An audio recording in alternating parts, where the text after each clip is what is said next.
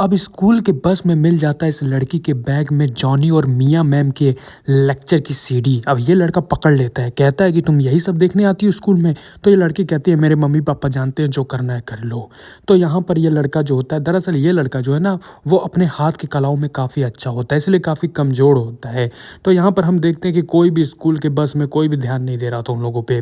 तो ये लड़का जो है थोड़ा सा हिम्मत दिखा के कहता है अरे रुक जाओ, लेकिन यहाँ पर उसे कोई कुछ समझता नहीं है, बहुत ही कमज़ोर है ना, क्या करेगा, ऐसे ही कमज़ोरी में होगा तो कोई नहीं इसका बात सुनेगा। तो तभी हम देखते हैं कुछ ही देर के बाद जो है ये लड़ाई झगड़ा कर रहे हैं, तभी कोई स्पेल करता है, दरअसल वो जादू मंत्र करता है और उन्हें दूसरे दुनिया में बुला लेती है। अब ये होती है गॉडेस, जो कि बहुत बड़ी बड़ी गॉडेस होती है, मैजिशियन होती है।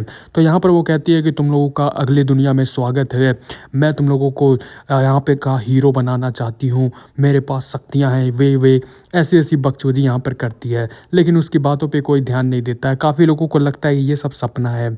लेकिन यहाँ पर जब पता चलता है कि ये तो सच में दूसरी दुनिया में आ चुके हैं, तो यहाँ पर मास्टर जो है वो कहता है कि बच्चों शांत हो जाओ, जो वो मैडम कह रही है बात सुनो।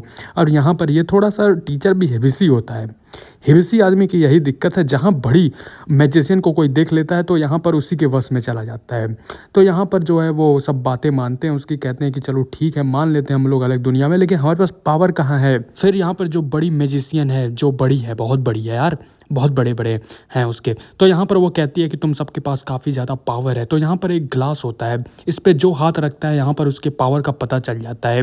तो किसी के पास ए रैंक की पावर होती है और एस रैंक जो होता है वो सबसे बड़ा पावर होता है। तो वो जैसे ही हाथ रखता है तो ये ग्लास फूट जाता है और यहाँ पे पता चलता है कि यस रैंक वाले लोग हैं। जब हीरो की बात आती है ना, तो भाई सच में ये बहुत ही कमज़ोर होता है, इसकी लाइट जो है वो काफ़ी कम जलती है। तो उससे पता चलता है कि भैया ये ई रैंक का होता है। यहाँ पर गॉडेस भी उस पर ध्यान नहीं देती है, वो कहती है तुम तो भैया सच में हाथों वाले कलाओं में ही एक्सपर्ट हो सकते हो। फिर कुछ ही देर के बाद जब सबका रैंक डिसाइड हो जाता है ना, तो यहाँ पर बलि दी जाती है। अब समझ नहीं पाता, यहाँ पे हीरो को बुला दिया जाता है, कहता है तुम्हारी बलि चढ़ेगी क्योंकि तुम सबसे कमज़ोर हो। अब ये सुनने के बाद तो भैया इसकी तो फट के चार हो जाती है। फिर कुछ ही देर के बाद इसे माफ़ किया जाता है और कहा जाता है कि तुम्हें हम जो है कूड़े के मतलब समझ लो जादूगरों के लिए वो एक डंजल का काम करता है, जहाँ पे कूड़े वगैरह फेंके जाते हैं, राक्षस को फेंका जाता है, वहीं पे इसको भी डाल दिया जाता है। और ये कहता है कि भैया माफ़ कर दो। माफ़ क्या यार, सीधा दबा देना चाहिए था मैजिशियन के गले की बात कर रहा हूँ मैं।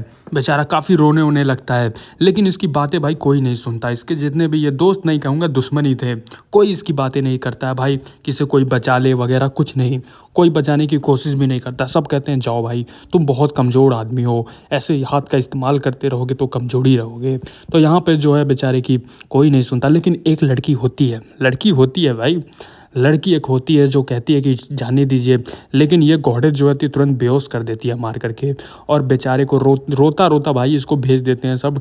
अब जैसे ही वहाँ पे पहुँचता है तो पता चलता है भाई यहाँ पे तो खतरनाक मॉन्स्टर भी हैं, लेकिन अब यहाँ पे बचने की पूरी कोशिश करता है। अब ये देखो, ये लड़का जो है वो यहाँ से क्या निकल पाएगा वो तो तुम्हें अगले एपिसोड में पता चल ही जाएगा। वैसे ये निकल ही जाता है और इस लड़की से जो गॉडेस है ना, बहुत बढ़िया से बदला लेगा, दबा दबा के बदला लेगा। चलो तब तक के लिए बाय बाय।